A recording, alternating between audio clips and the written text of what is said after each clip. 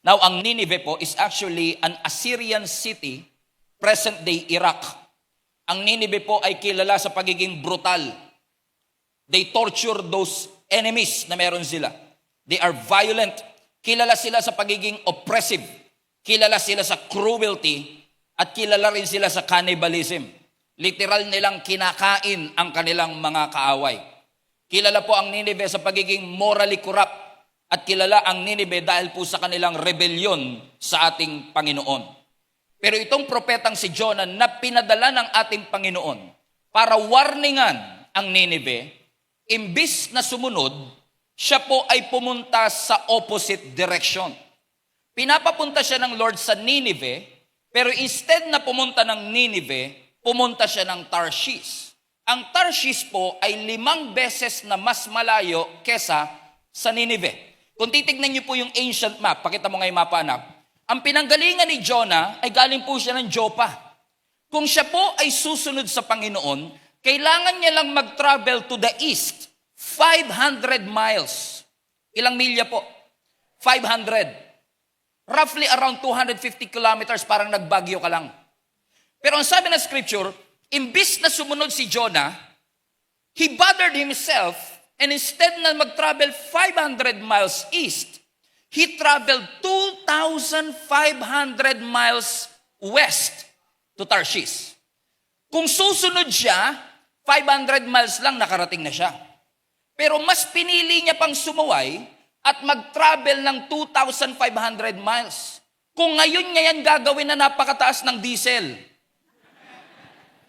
Alam niyo ibig sabihin? Mas magastos pa minsang sumuway kesa sumunod.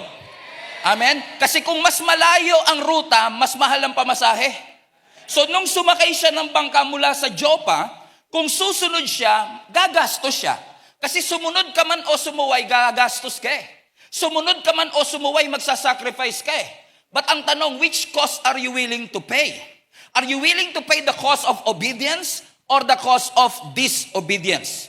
And again, to cut the long story short, he traveled 2,500 miles para makarating po siya ng Tarshish. At ang sabi ng Bible, nung nasa gitna siya ng biyahe papunta ng Tarshish, nagpadala ang Panginoon ng bagyo. At ang sabi ng scripture, gumewang-gewang ang kanilang mga bangka because God Himself orchestrated a storm to wake Jonah up. Pero ang sabi ng Bible, lahat po ng mga pasahero ng barko, sinikap nilang tumawag sa kani-kanyang Diyos. And then yung kapitan mismo ng barko, nakikiusap siya, please lang manalangin kayo sa mga Diyos ninyo. At nung nagsaliksik yung kapitan, nung binaba niya yung pinakababang parte ng barko, nakita niya si Jonah na natutulog doon sa ibaba. Kapag talaga sumusuway ka, lagi kang nasa baba.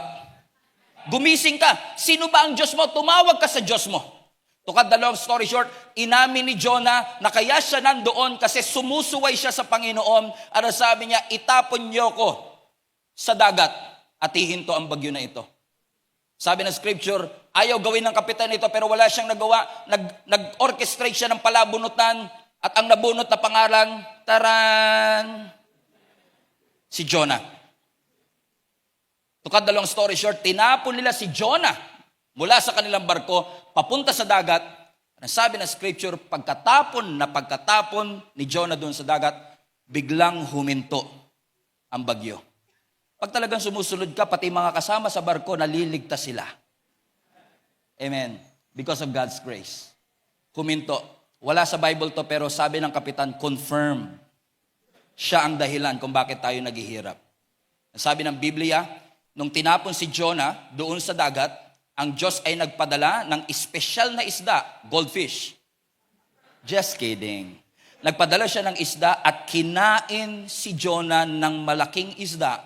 At si Jonah ay nanatili sa loob ng tiyan ng isda 3 araw at 3 gabi. And kung babasahin niyo po ang Jonah chapter 2 and then Jonah chapter 3, makikita niyo po na nung nasa loob ng tiyan ng isda itong si Jonah, he had a moment of realization. He had a moment of repentance. At sabi ng Bible, after 3 days and 3 nights, niluwa uli siya ng malaking isda. Guess where? Sa Nineveh. Sumuway ka man o sumunod, sa Nineveh ka pupunta. Dalawa ang ruta. Gusto mo bang dumiretso na ng Ninive? O gusto mong tumakbo sa Panginoon at ipakain ka sa isda at iluluwa ka rin sa Ninive? Either way, kung saan ka pinapadala ng Panginoon, doon ka pa rin talaga dadali ng Panginoon. Ako po ang buhay na patotoo na kahit takbuhan mo ang pagpapastor, ang ending mo, pastor ka pa rin. Amen? Sabi mo sa katabi mo, huwag ka nang tumakbo. You can run away from God, but you cannot outrun our God. Mas mabilis tumakbo ang ating Panginoon. At sabi ng Biblia, pagdating ni Jonah doon sa Ninive, verse 1 ng Jonah chapter 3, and then the word of the Lord came to Jonah, highlight this part, a second time. When I was reading this again, I was amazed by our God. Kasi ang Diyos natin is so good and gracious. God did not just save Jonah's life. God wants to use his life again to be a preacher and a prophet to preach the gospel to the Ninevites. Meaning, nagkamali siya, sumuway siya, pero God did not give up on him.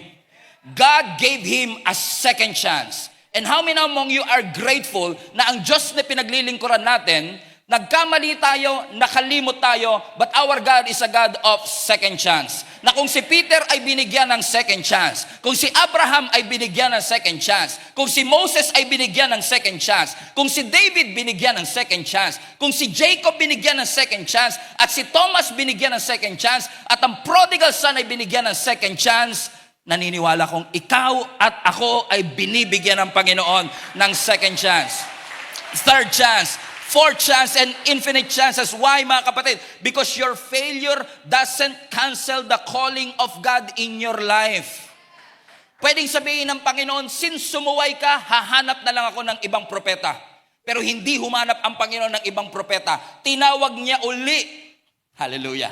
Tinawag niya for the second time itong si Jonah. At ang sabi ng Panginoon sa kanya, you will speak again. I will send you again. I will trust you again. I will restore you again. How many of you can relate to Jonah? Sabi mo sa katabi mo, parang ikaw si Jonah. Parang ikaw si Jonah. So God spoke to him the second time. Ano sabi na scripture? Go to the land of Nineveh. Alam niyo, ang Nineveh is one of the largest city in ancient history. Ang sabi po mismo ng mga survey, approximately 120,000 in population. Pero kung titignan mo, yung revival na nangyari sa kanilang city, ang Nineveh ang pinakahuling city na mai-imagine mong pwedeng mangyari ang revival. Because ang Nineveh ay lugar ng mga pagano. Ang Nineveh, violent, brutal, halang ang kanilang mga kaluluwa. But when they heard God's word, something supernatural happened. Kasi ang sabi ng Biblia, people humble themselves before the Lord. Na ang sabi nga na scripture, if my people will humble themselves and pray and turn from their wicked ways, I will hear from heaven, forgive their sins, and I will heal their land. People humble themselves before the Lord na maging yung hari, bumaba sa kanyang trono at nagpatawag ng malawakang prayer and fasting. So today, I want to show you bakit at paano nangyari na yung isang brutal, halang ang kaluluwang syudad ay nakaranas ng revival. Kasi kung ang Nineveh na cruel, ang Nineveh na masamang bansa, masamang syudad, ay nakaranas ng miracle, it is a reminder for each and every one of us na walang syudad na hindi maaabot ng mercy ng ating Panginoon. So, ano ang naging trigger point para maranasan ng Nineveh ang revival? Na hindi gumamit ang Diyos ng miracle katulad ng parting of the Red Sea. Hindi nagpadala ang Diyos ng anghel. Hindi siya nagpadala ng malaking apoy para gisingin ang kanilang mga kaluluwa. Ano ang ginamit ng Lord para mag-send ng revival sa Nineveh? Number one, makikita po natin that because revival happened in Nineveh, it started with the power of God's word.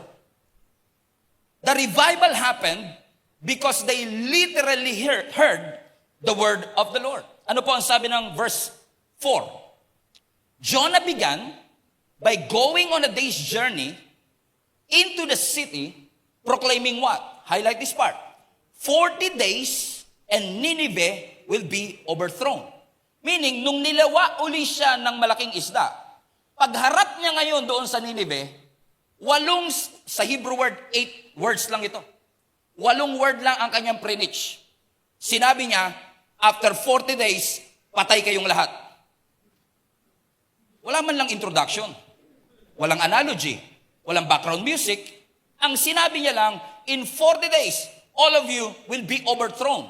In 40 days, patay kayong lahat.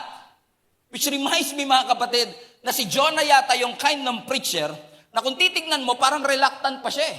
Siya lang yata yung klase ng preacher kasi tayong mga preacher, usually pag nagpipreach tayo, gusto natin magbago yung mga taong nakikinig. Pag nagpipreach tayo, gusto natin magbago sila ng kanilang gawi. Pero si Jonah, parang yung dating, magbago kayo. Pero kung ayaw nyo, okay lang. In 40 days, patay kayo lahat. Amen? May kilala ba kayong preacher na ganyan? Amen? Because sabi niya lang, 8 words, in 40 days, you're going to die. Bakit? He did not want Nineveh to repent. Alam niyo po kung bakit? Because the moment that Nineveh repented in the Lord, ano yung sabi ng Biblia? Nung nakita ni Jonah na ang buong city ay nagrepent sa Panginoon at ang grace ng Lord ay naranasan ng buong Ninevites. Ang sabi ng Biblia, nagbago ang isip ng Diyos at imbis na tupukin sila, binigyan sila ng pagkakataon. Alam niyo po ba ang sabi ng Jonah chapter 4? Nagalit si Jonah. He became angry. Nagtampo siya sa ating Panginoon. Because para kay Jonah, this city doesn't deserve God's mercy. Ang katuwiran ni Jonah, masama sila, dapat ang maranasan nila kasamaan. That people deserve to experience fairness. Kung naging masama sila, deserve nilang mapunta sa impyerno. Question, ang Nineveh ba, deserve ba nilang mapunta ng impyerno? Yes. Pero si Jonah rin, deserve din niyang mapunta sa impyerno. But that's the beauty of God's grace. Because the grace of God puts every one of us in equal footing. Na minsan mas madali pang i-celebrate ang kapahamakan ng iba, lalo na kapag nakakalimutan mo kung paano ka unang niligtas ng Panginoon. Kapag nakalimutan kasi natin kung paano tayong pinatawad at niligtas ng Panginoon, ang dali lang nating sabihin sa ibang, deserve mo yan. At katulad ni Jonah, ayaw niyang maligtas ang syudad. Kaya ang sabi ng scripture, nung nagpipreach siya, parang wala sa puso niya eh. Bakit? Because Jonah knew that when he started to preach that gospel, when he started to preach that word, the word of God has a power to transform the hearts of the people. And he knows that our God is a merciful and gracious God. Ang sabi ng Jonah chapter 4 verse 2, he complained to the Lord about it. Are you still with me? Sabi niya, didn't I say before I left home that you would do this, Lord? Sa Tagalog, di ba sinabi ko na po ito, Lord, bago ako umalis, ganito nga gagawin mo? I mean, ang saya nyo. Ano sabi niya? That is why I ran away to Tarshish, because I knew that you are a merciful and compassionate God. Alam ko you are slow to get angry and filled with unfailing love. Alam ko you are eager to turn back from destroying people. Ano ang sinasabi ni Jonah? Ang sinasabi niya, kaya ako tumakbo, kaya ako pumunta ng Tarshish because alam ko papatawarin mo sila. Ibig sabihin, ang gusto ni Jonah, judgment at hindi revival. Buti pa yung puso ng Diyos nagbago, pero yung puso ni Jonah nanatiling matigas. Even to the point na nung nagpipreach siya, sabi niya, 40 days lang. Patay kayo lahat. Walang altar call. Walang worship team na tumugtog. Walang background music. Walang analogy. Walang emotional storytelling. But it was not the delivery of Jonah. It was not the homiletics that changed the hearts of the people. It was a very clear warning before the Lord. Nagbigay ang Lord ng warning. In 40 days, lahat kayo ay mamamatay. Walang fire mula sa langit. Walang angel na bumaba. Walang parting of the Red Sea. But it's all about the authority of a simple message. In 40 days, you are going to die. And then when they responded to God, hallelujah, when they heard the word of God at nag-respond sila sa ating Panginoon, naranasan ng Nineveh ang pinakamalaking revival in history. Which reminds me mga kapatid, ang kapangyarihan wala sa mensahero. Madalas ang kapangyarihan nasa mensahe mismo ng ating Panginoon. Na nabagbag ang puso ng Diyos, nabago ang isip ng Diyos, hindi dahil passionate ang nagsasalita. na bago ang puso ng mga Ninevites dahil makapangyarihan ng salita ng ating Panginoon.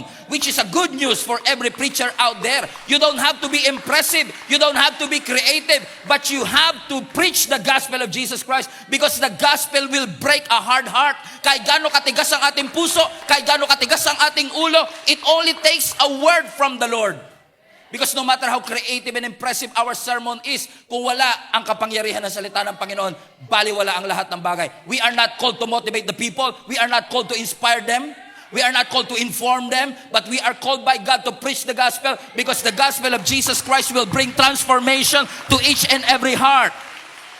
Because the word of God is powerful. Everybody say powerful. Ano ang sabi ng Hebrews chapter 4 verse 12? The word of God is alive and active. Alive and active. Hindi dead and passive. The word of God is sharper. Highlight that part. Sharper than any double-edged sword. Next verse. Nasabi ng scripture that it penetrates even to the dividing of soul and spirit, joints and marrow, and it judges the thoughts and attitudes of the heart. I love it. Sabi ng Biblia, mismo, ang Biblia is alive and active and it is sharper. Ano po ba ibig sabihin ng sharper sa Greek? The Word of God is able to penetrate with precision. With precision. Ano, I've been preaching for more than 20 years already. And I'm always amazed by how the Lord uses a simple message divided into thousands of different ways na kahit parang feeling ko, hindi ko nasabi, ganun yung dumating sa kanya. And I've seen this, and I've heard this countless of times. Lalapit sa akin, Pastor, marami pong salamat. Alam niyo po ba, isang salita lang yun, narinig ko po nung sinabi niyo yun. Kinausap talaga ako ng Panginoon. Tapos ako naman, sinabi ko ba yun? Pero minsan kahit hindi ko sinabi, parang ganun yung pagkakasabi ng ating Panginoon. Because alam na alam ng Biblia kung anong pangangailangan natin. Parang sharper, ibig sabihin, able to penetrate exactly what you need. That's the difference between, alam niyo sa doktor yung scalpel, tsaka ng martilyo. I mean, kung simple operation lang, gagamitan ka pa ng martilyo, di ba? Baka mamaya, ito lang dapat itong buto lang na to, madamay pa yung iba eh. Pero ang scalpel, simpleng-simple pero precise. Alam ng scalpel kung saan ka guguhitan, kung saan ikakat yung laman mo. Ganon din ang Word of God. Alam na alam ng ating Panginoon na kahit ang topic minsan is about tithes and offering, minsan pag tinanong mo ano natutunan mo, napakabuti ng Lord. Nabasa niyo na ang Diyos natin mapagkakatiwalaan talaga. Faithful talaga ang ating Panginoon. Teka lang, generosity ang topic natin. Fasting ang topic natin. Parang ang layo yata nun. Because the Word of God has the power. It is sharper than any two-edged sword that He knows exactly what you need. He knows exactly what you need. Sino rito makakapag-testify, mga kapatid, na minsan pumupunta ka rito, pero parang pakiramdam mo, ikaw kinakausap ng Diyos. And I'm here so many times, Pastor, parang ako kausap mo, parang ako kausap mo, parang ako kausap mo. Lagi ko lang sinasabi, ikaw talaga kausap ni Lord. Kaya sabihin mo sa katabi mo, huwag ka nang magturo, ikaw ang topic ni Lord today. Amen? It cuts exactly where you want it. Simple, but surgical. Na nung si Peter nag-preach, ang dating sa mga tao, it cuts their heart. Kasi the Word of God cuts and breaks na tumutusok sa ating mga puso. That even the wicked King Josiah, he repented when he heard the word of the Lord. Why? Because the word of the Lord, kahit gaano kahalang ang sikmura ng mga Nineveh, the word of God has the power to transform. And hindi ako magsasawang sabihin to over and over again. The Bible is the smartest book in the world. The Bible is not given to us to be just a source of inspiration. It is inspirational. It is informational. It is motivational. But what this book had na wala sa ibang libro is that this word has the power to transform your life. Everybody say transformation. So what led them to revival? Number 1, the power of the Word of God. Number 2, what led them to revival is the power of their conviction. So hindi lang nila narinig ang salita ng ating Panginoon. Ang sabi ng Biblia, na-convict ang kanilang mga puso. Verse 5 tayo. Ang sabi ng verse 5, the Ninevites believed God. Na dahil naniwala sila sa Panginoon, nag-fasting sila. nagproklama ang hari ng fasting. Na ang sabi, all of them, mayaman o mahirap, matanda o bata, pati hayop included. Sabi mo sa katabi mo, wala kang takas. Pati hayop kasama. Ang sabi ng Biblia, nagdeklara, wala akong ibig sabihin ha, kayo lang nagbigay ng kahulugan. Okay, ang sabi ng Biblia, pinatawag ng hari ang lahat at sabi niya, magpa-fasting tayo. Why? Because, ang sabi ng Biblia, they believe God. Highlight that part. It's interesting to me na kami mga preacher minsan, we need 50 minutes to preach a sermon. Pero minsan wala pang repentance after. Pero si Jonah, 8 words lang, and it brought the entire city to repentance. Bakit? Hindi lang nila narinig yung mensahe, pinaniwalaan nila yung mensahe. They believed the word of God, and because they believed the word of God, nagbigay ito ng conviction sa kanilang puso. Look at the verse again. Hindi po sinabi ng scripture, the Ninevites believed Jonah. Hindi sinabi ng scripture na naniwala sila kay Jonah. Ang sabi ng scripture, naniwala sila kanino po? Sa ating Panginoon. Na na-amaze nga ako, parang mas mabilis pa yung pagre-repent ng Ninevites kaysa nung sumunod si Jonah. Pero that moment nung narinig nila, 40 days lang, patay kayong lahat. They recognize the truth of God's word. And yes, yung preacher ang nagsalita, pero yung word of God ang nagbigay ng conviction sa kanilang puso. That's why naniniwala po ako na ang conviction ay hindi emotional manipulation. When we say na-convict ako, hindi ibig sabihin you are emotionally manipulated.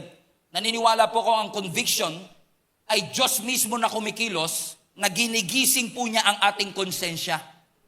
Na for many years you are living in sin and then all of a sudden, nung narinig mo ang word of God, kinonvict ng Lord ang puso mo, all of a sudden you realize, mali ako. Matagal mo nang ginagawa pero there was a moment na kinonvict ng Lord ang puso mo at na-realize mo, mali ito. Tama ang Panginoon. That is the conviction. At minsan, pag kinukonvict tayo ng ating Panginoon, parang naiirita ka.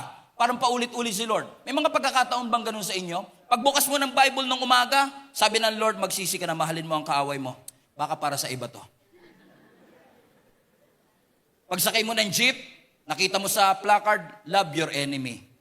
Para sa kanila to. Because sometimes, kapag yung salita para sa atin, we keep on ignoring it. Amen?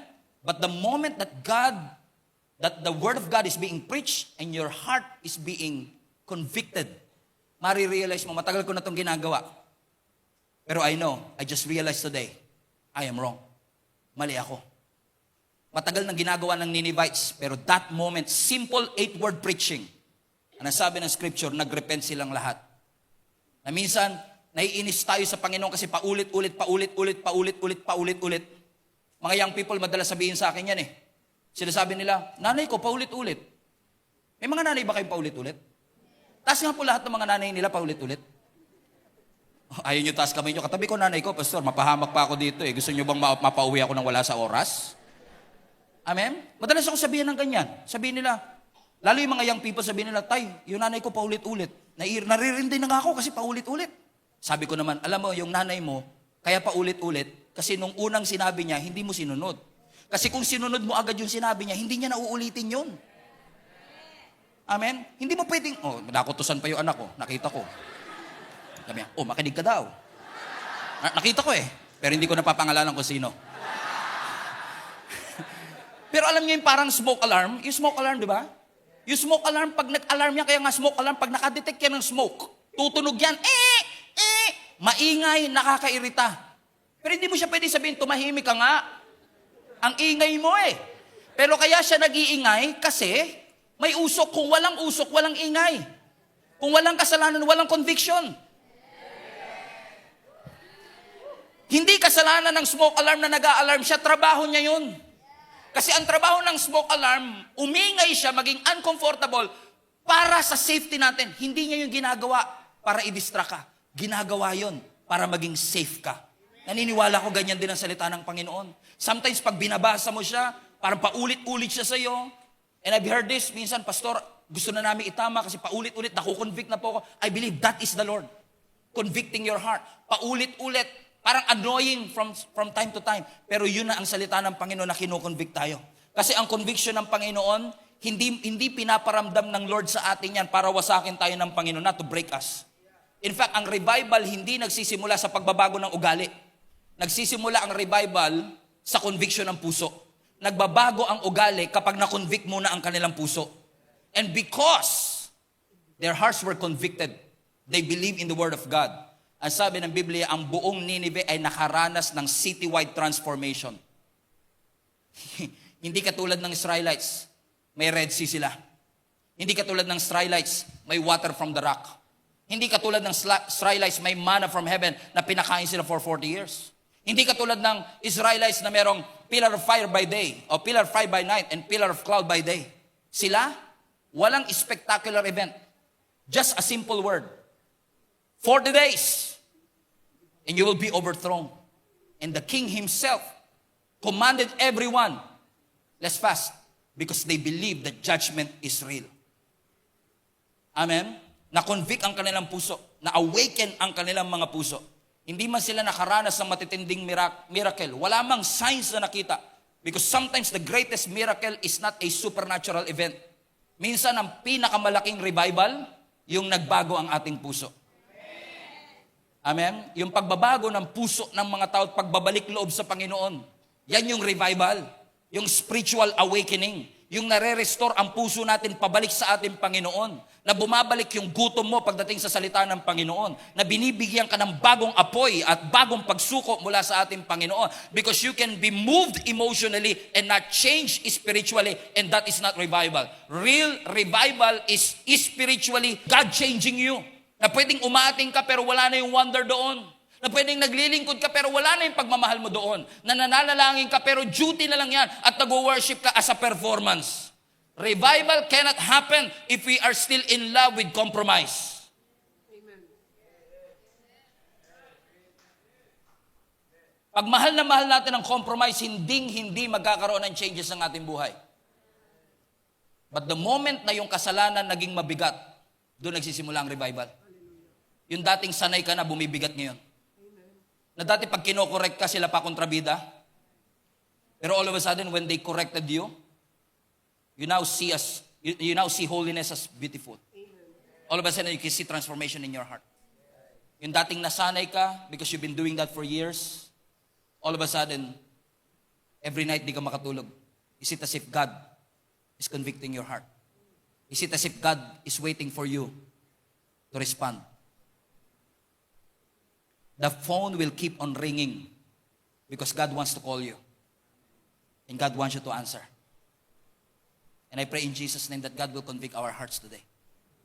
Because God is so good. He wants good things in your life. Bata pala ako, naririnig ko na, send revival, Lord, send revival, Lord, send revival, Lord. Alam mo, ang mensahe ng Panginoon sa atin today? Revival starts with you.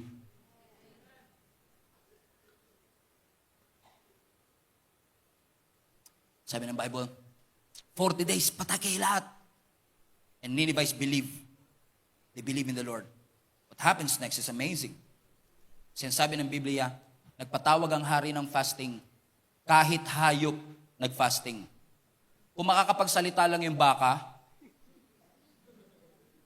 sasabihin ng baka, kayo may kasalanan, damay ako. Kasi mayaman, mahirap, hayop o tao, nag-declare ang hali ng fasting. And look at the progression. They heard the word, their hearts are convicted, narinig nila ang salita, na-convict ang kanilang puso, pero hindi pa dumating ang revival. Kailan dumating ang revival? Nung nag-repent sila. So do you want to experience revival without a miracle? You need to realize it is the word of the Lord that brings revival. And that word will bring conviction in your heart. And that conviction should lead us to repent of our sins. Amen? Sabi ko kay Lord, Lord, pag preach ko to, tatahimik sila. Wala mag-i-amen masyado. Pero hindi ko naman alam na ganito katahimik talaga sobra. Sabi ng Bible, verse 6, nung nakarating yung warning ni Jonah sa hari ng Nineveh, he rose from his throne, took off his royal robes, covered himself with sackcloth, and sat down in the dust. Nung nakarating yung warning sa king. Which is implied, mga kapatid, sa scripture, na hindi nag-preach si Jonah diretso dun sa hari. Hindi niya mismo kaharap yung hari at first. Pero yung mensahe nakarating sa hari. And what's fascinating is this. Nung nakarating sa hari, pinaniwalaan ng hari yung mensahe. Without even doubting, sino ba ito? Na imbis na i-silence ng hari yung warning, inamplify niya yung warning at sinabing, makinig kayo, mag-fasting tayo lahat. Kung tutusin, pwede sabihin, sino ba yung tao na yan? Kapanipaniwala ba yan? Merong mga pag-aaral na sinasabi na nung si Jonah ay nandun sa loob ng tiyan ng malaking isda, yung tiyan ng malaking isda ay may mga pinoproduce o sinisikret na mga acid, na posible dahil sa mga acid na yon, inalagas ang lahat ng buhok ni Jonah, ibabaw, ilalim, bigote, kilay. Imagine niyo for 3 days and 3 nights, dahil dun sa acid na yon, naubos ang lahat ng kanyang mga buhok, niluwa siya ng isda sa Ninive, walang buhok lahat, and then sabi niya, 40 days lang, patay kayo. Parang hindi ka maniniwala eh. Sabi mo, meron na namang di nakainom ng gamot, alas 2 na kasi. Parang hindi ka maniniwala kami. Bakit ako maniniwala sa iyo? And what's fascinating is, hindi niya direct lang kausap ang hari, pero nung nakarating yung mensahe sa hari, the king did not silence the warning. The Bible says he amplified it. At nagpatawag siya ng citywide prayer and fasting. Manalangin tayong lahat. Buti pa yung hari, umaasa siyang magbabago yung syudad. Pero si Jonah, sana wag kayo magbago.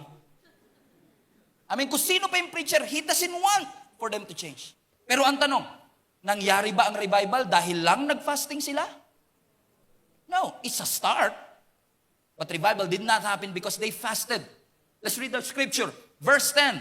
When God saw what they did, ano ba ginawa nila? Nag-fasting. When God saw what they did, and, come on now, and how, highlight this part, and how they turned from evil ways. So na-convict ako, nag-fasting ako, tapos na ba? No. Ang tunay na revival nangyari nung tumalikod sila. Repent. Amen. Alam nyo, ang Greek word ng repentance is actually metanoia. Meta-naus. Ibig sabihin, meta, change. Noia, mind, change of mind. Amen? Na ang revival hindi nangyari dahil na-convict ang kanilang puso, nag-fasting sila. No, kasi pwedeng mag-fasting ka, umiyak ka, lumuhod ka, pero after nun, balik ulit. That's not repentance. Repentance is a change of mind. In fact, yung salitang repent, everybody say, repent. Repent. Re, ibig sabihin turn. Turn. Yung parang penthouse. Penthouse, nasa ibabaw. So when you say repent, you are turning upwards. Bumabalik ang tingin mo paakyat. So pwedeng tinaas ko ang kamay ko, umiyak ako, lumuhod ako, pero hindi ko binalik yung tingin ko pataas, hindi ako nag-repent. Ang tunay na repentance is turning back from the Lord.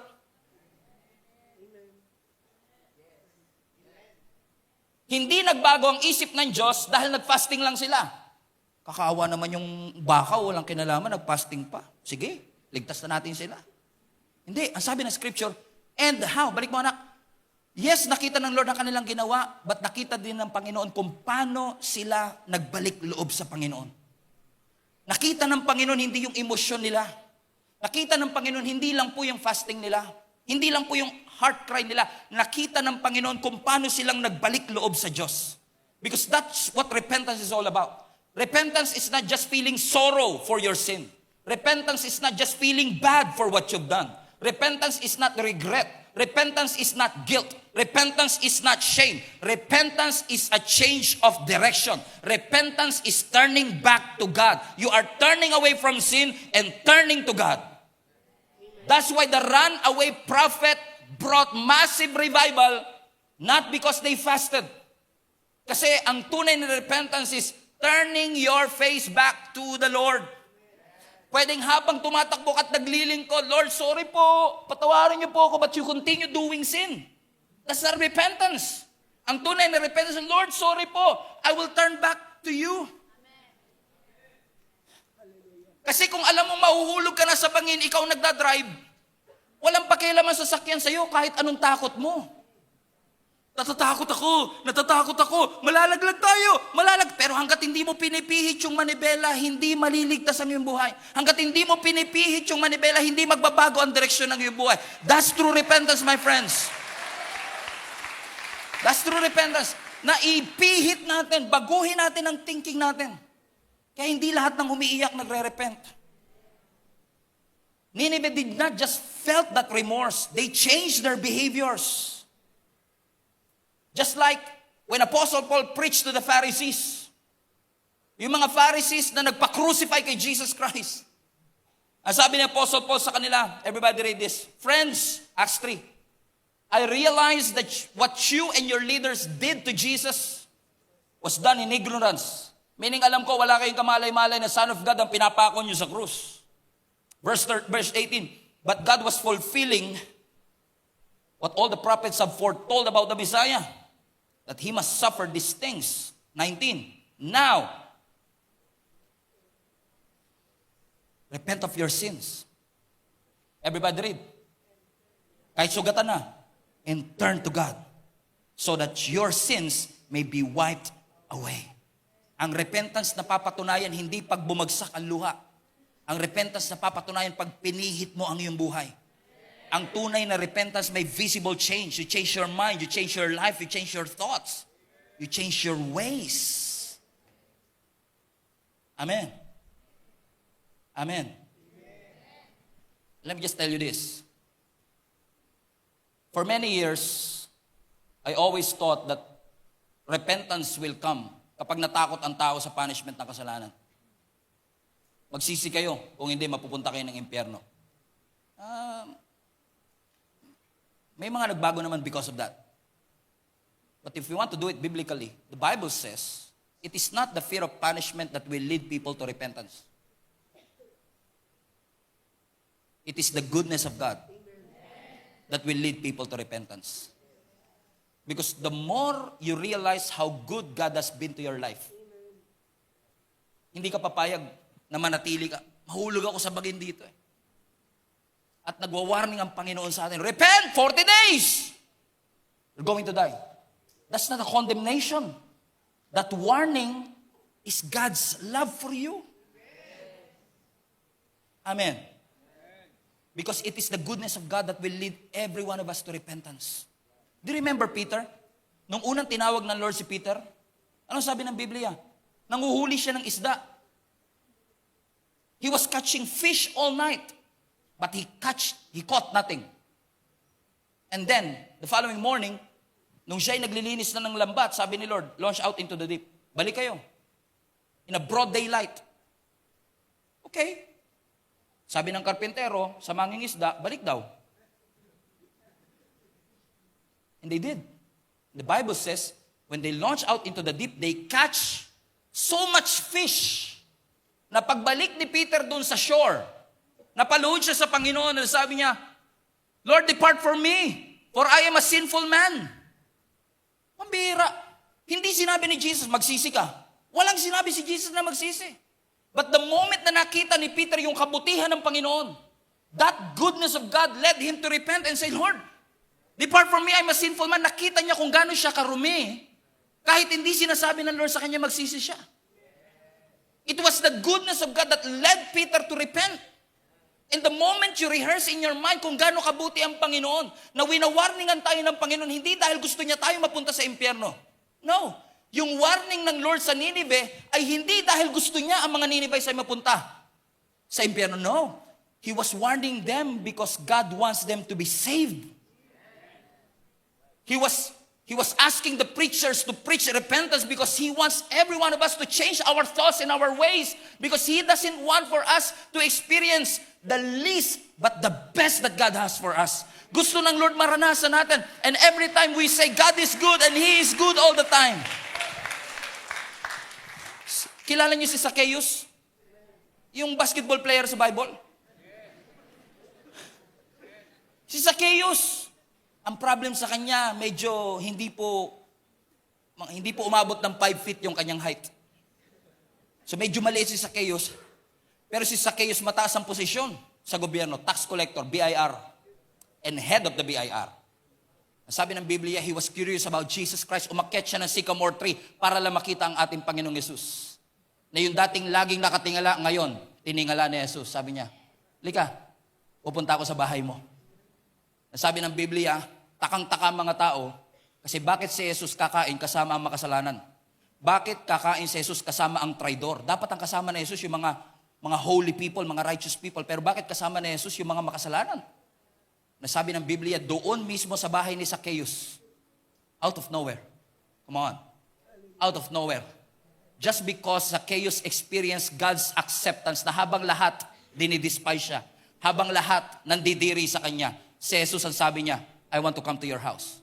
When he experienced God's acceptance, ang sabi ni Zacchaeus mismo, Jesus, lahat ng kalahati ng yaman ko ibibigay ko sa mga mahihirap. At kung meron man akong nadaya, ibabalik ko 4 times. Never sinabi ni Jesus na gawin niya yun. Hindi sinabi ni Jesus, balik mo lahat. Pero ano sabi ng scripture? It was the goodness of Jesus Christ that brought Zacchaeus to repent and change his ways. Amen? Amen? So don't think for a moment that it was our fear of judgment lang. Kasama yun. Of course, ayaw natin mapunta ng impyerno. But as far as Christianities are concerned, mas excited tayo sa langit kaysa takot tayo sa impyerno. Why? Because heaven is heaven because God is there. And the more you realize how good God has been, sa dami-dami ng pagkakataong pwede kang iwanan ng Diyos, hindi ka iniwan ng Diyos. Sa mga panahong kinalimutan mo siya, hindi ka kinalimutan ng Panginoon. Na nung nagkasala ka, nagkamali ka, pinatawad at tinanggap ka pa rin ng ating Panginoon, marirealize natin, Lord, depart from me. I am a sinful man. I want my life to change. Sabi ng Biblia, yung buong city ng Nineveh ay nag-repent sa ating Panginoon, nagsisi sa ating Panginoon, nag-fasting sa ating Panginoon. Verse 10, let's continue reading. When God saw what they did and how they turned from their evil ways, everybody read that next part. He relented. Next, he relented and did not bring on to them the destruction he had threatened. New Living Translation. He changed his mind and did not carry out the destruction. I believe this is one of the most profound revelation of the book of Jonah. Na ang warning ng Diyos is not meant to destroy them. It was meant to save them. Walang miracle na naranasan ng Nineveh. Walang sign from heaven. Walang impressive sermon. Hindi perfect ang preacher. Walang dramatic miracle. And yet, the entire city repented before the Lord. All it takes is one willing messenger and a city that are willing to listen to God and change their ways. I believe God wants to remind each and every one of us today. God wants you to experience revival in your family. You don't have to wait for supernatural things to happen na kailangan may pilay na makalakad, may binging makarinig, may bulag na makakita para masabi natin totoong may revival sa simbahang ito. If somebody is depressed and God brought peace in his heart, that's revival too. A change of heart and a change of transformation is revival too. But allow the goodness of God to lead you to repent. It takes a word, a conviction, and a turn, repentance, that brought revival to the city of Nineveh. I believe with all my heart na ang 2026 is not just a year of stability. This is also a year where revival will be evident in every person, every member, every leader, every volunteer of our church. Amen. God loves you. He cares for you. Mahal ka ng Panginoon sa gitna ng iyong pagkakasala at pagkakamali. Winawarningan tayo ng Panginoon not because He wants us to go to hell. Winawarningan tayo ng Panginoon because He wants to save us. And God wants us to experience the best. Hindi na natin kailangan pumunta ng langit para maranasan muna yon. While we are still here on earth, God wants us to experience the best that God has for us. Ito na kaya yung araw na sasabihin mong, Lord, mali ako. Mali itong ginagawa ko. Change my heart. baguhin niyo po ako. Babalik po ako, Panginoon. I will turn back to you. It's not too late to change. It's not too late to be transformed. Pagdating sa transformation, tomorrow might be too late. Hindi po aksidenteng dilala tayo ng Panginoon sa lugar na ito. Naniniwala kung gusto ng Panginoon marinig natin ang mensaheng ito. Because He is so good, so gracious. And I say this not with condemnation or judgment, that probably we are living in sin and you know it. You have a lifestyle of sin. You have addictions that destroyed your life and you know it. I may not know it. We all have our sins. Lahat po tayo may kasalanan. I have my dealings too. May mga kasalanan din akong dinidil sa Panginoon. But together, God wants us to be reminded today, Lord, I'm sorry. We're wrong. Enable mo kami, Lord, to turn back. Kasi kung tayo lang, hindi nyo po kayang pagtagumpayan yung addiction na yan. Kung ikaw lang, hindi nyo maaayos yung relationship ninyong mali. Kung kayo lang, hindi natin maiaayos at maa-address yung issues na meron tayo. Allow the goodness of God to embrace you.